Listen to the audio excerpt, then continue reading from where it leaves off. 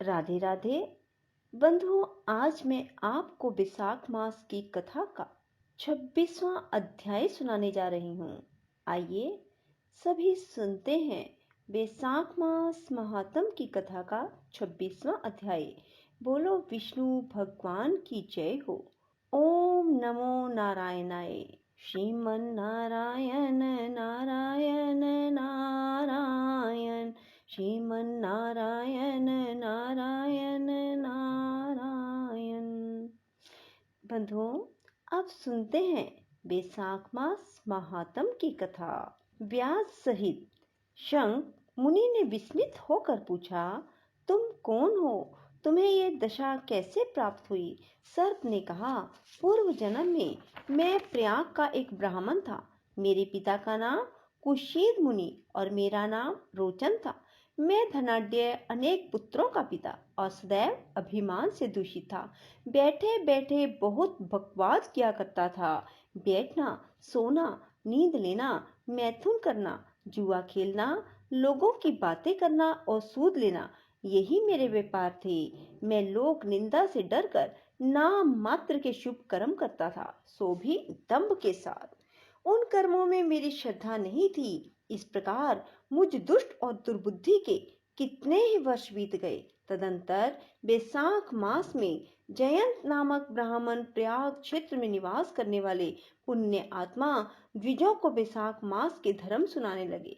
स्त्री, पुरुष, क्षत्रिय, वैश्य और शूद्र सहस्त्रों श्रोता प्रातःकाल स्नान करके अविनाशी भगवान विष्णु की पूजा के बाद प्रतिदिन जयंत की कही हुई कथा सुनते। वे सभी पवित्र एवं मौन होकर उस भगवत कथा में अनुरक्त रहते। एक दिन मैं भी कौतूहलवश देखने की इच्छा से श्रोताओं की उस मंडली में जा बैठा। मेरे मस्तक पर पगड़ी बंधी थी, इसलिए मैंने नमस्कार तक ना किया और संसारी वार्तालाप में अनुरक्त हो कथा में विघ्न डालने लगा। कभी मैं कपड़े फैलाता, कभी किसी की निंदा करता, कभी जोर से हंस पड़ता। जब तक कथा समाप्त हुई तब तक मैंने इसी प्रकार समय बिताया। इसके बाद दूसरे दिन सन्निपात रोग से मेरी मृत्यु हो गई। मैं तपाए हुए शीशे के जल से भरे हुए हलाहल नरक में डाल दिया गया और 14 मनवंतरों तक यहाँ यातना भोगता रहा। इसके बाद 84 लाख योनियों में क्रमशः जन्म लेता और मरता हुआ मैं इस समय क्रूर तमोगुनी सर्प होकर इस वृक्ष के खोखले में निवास करता था। मुने, सौभाग्यवश आपके मुखारविंद से निकली हुई अमृतमयी कथा को मैंने अपने दोनों नेत्रों से सुना, जिससे तत्काल मेरे सारे पाप नष्ट हो गए। मुनिश्रेष्ठ, मैं नहीं जानता आप किस जन्म के मेरे बंधु हैं, क्योंकि मैंने कभी किसी का उपकार नहीं किया, तो भी मुझ पर आपकी कृपा हुई। जिसका चित्त समान है, जो सब प्राणियों पर दया करने वाले साधु पुरुष है, उनमें परोपकार की स्वाभाविक प्रवृत्ति होती है। उनकी कभी किसी के प्रति विपरीत बुद्धि नहीं होती। आज आप मुझ पर कृपा कीजिए, जिससे मेरी बुद्धि धर्म में लगे। देव आदिदेव भगवान विष्णु की मुझे कभी विस्मृति ना हो और साधु चरित्र वाले महापुरुषों का सदा ही संग प्राप्त हो। जो लोग मद से अंध हो रहे हैं, उनके लिए एकमात्र दरिद्रता ही उत्तम अंजन है।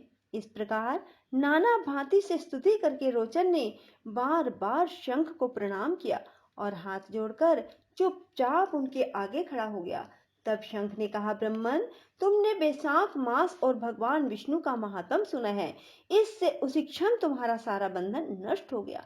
द्विजश्रेष्ठ, परिहास, भय, क्रोध, द्वेष, कामना अथवा स्नेह से भी एक बार भगवान विष्णु के पापहारी नाम का उच्चारण करके बड़े भारी पापी रोग शोक रहित बैकुंठ धाम में चले जाते हैं। फिर जो श्रद्धा से युक्त हो, क्रोध और इंद्रियों को जीतकर सब के प्रति दया भाव रखते हुए भगवान की कथा सुनते हैं, वे उनके लोक में जाते हैं। इस विषय में तो कहना ही क्या है। कितने ही मनुष्य केवल भक्ति के बल से एकमात्र भगवान की कथा वार्ता में तत्पर हो, अन्य सब धर्मों का त्याग कर देने पर भी भगवान विष्णु के परम पद को पा लेते हैं। भक्ति से अथवा द्वेष आदि से भी जो कोई भगवान की भक्ति करते हैं, वे भी प्राणहारिणी पूतना की भांति परम पद को प्राप्त होते हैं। सदा महात्मा पुरुषों का संग, उन्हीं के विषय में वार्तालाप करना चाहिए।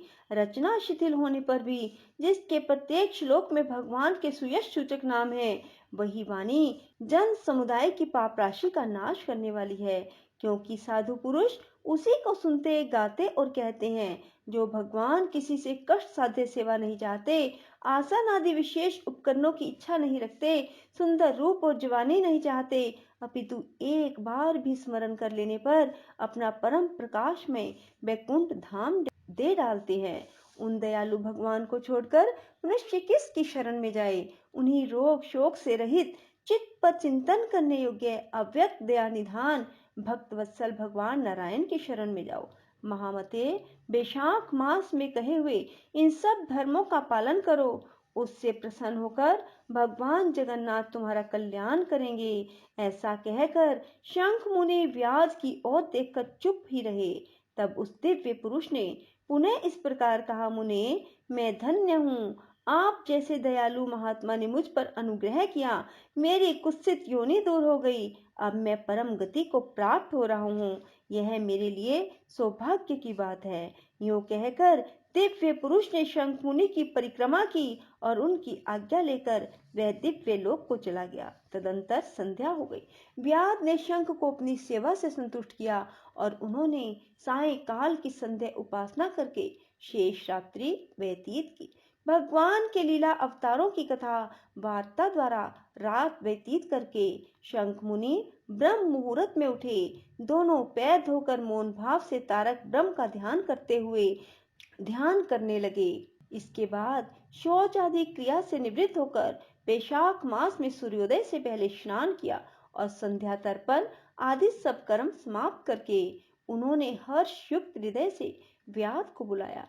बुलाकर उसे राम इन 2 अक्षर वाले नाम का उपदेश दिया, जो वेद से भी अधिक शुभकारक है।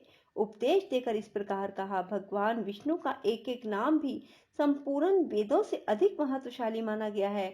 ऐसे अनंत नामों से अधिक है भगवान विष्णु का सहस्त्र नाम, और उस सहस्त्र नाम के समान राम नाम बताया गया है। यदि तुम एक बार भी राम नाम ले लोगे तो वह भगवान विष्णु के सहस्त्र नाम के समान है। इसलिए व्यास, तुम निरंतर राम नाम का जप करो और मृत्यु पर्यंत मेरे बताए हुए धर्मों का पालन करते रहो। इस धर्म के प्रभाव से तुम्हारा वाल्मीकि ऋषि के घर जन्म होगा। तुम इस पृथ्वी पर वाल्मीकि नाम से प्रसिद्ध होगे। व्यास को ऐसा उपदेश देकर मुनिवर शंख ने दक्षिण दिशा को प्रस्थान किया। व्यास ने भी शंख मुनि की परिक्रमा करके बार बार उनके चरणों में प्रणाम किया। जब तक वे दिखाई दिए तब तक उन्हीं की ओर देखता रहा। फिर उसने अति योग्य विषाक्त धर्मों का पालन किया। जंगली कैद, कटहल, जामुन, आम आदि के फलों से राह चलने वाले थके मांदे पथिकों को वह भोजन कराता। जूता, चंदन, छाता, पंखा आदि के द्वारा बालू के बिछावन और छाया आदि की व्यवस्था से पथिकों के परिश्रम और पसीने का निवारण करता। प्रातःकाल स्नान करके दिन रात राम नाम का जप करता। इस प्रकार धर्म अनुष्ठान करके वह दूसरे जन्म में वाल्मीकि का पुत्र हुआ। उस समय वह महायशस्वी वाल्मीकि के नाम से विख्यात हुआ। उन्हीं वाल्मीकि जी ने अपने मनोहर प्रबंध रचना द्वारा संसार में दिव्य राम कथा को प्रकाशित किया, जो समस्त कर्म बंधनों का उच्छेद करने वाली है। मिथिलापते, देखो वैशाख का महात्म कैसा ऐश्वर्य प्रदान करता है, जिससे एक व्याध भी परम दुर्लभ ऋषि भाव को प्राप्त हो गया। यह रोमांचकारी उपाख्यान सब पापों का नाश करने वाला है। जो इसे सुनता और सुनाता है वह पुनः माता के स्तन का दूध पीने वाला नहीं होता। बोलो विष्णु भगवान की जय, वैशाख महात्म की जय। राधे राधे, जय श्री कृष्णा। बंधुओं, यदि आपको हमारी वीडियो पसंद आए तो इसे लाइक करें और शेयर भी जरूर करें। धन्यवाद।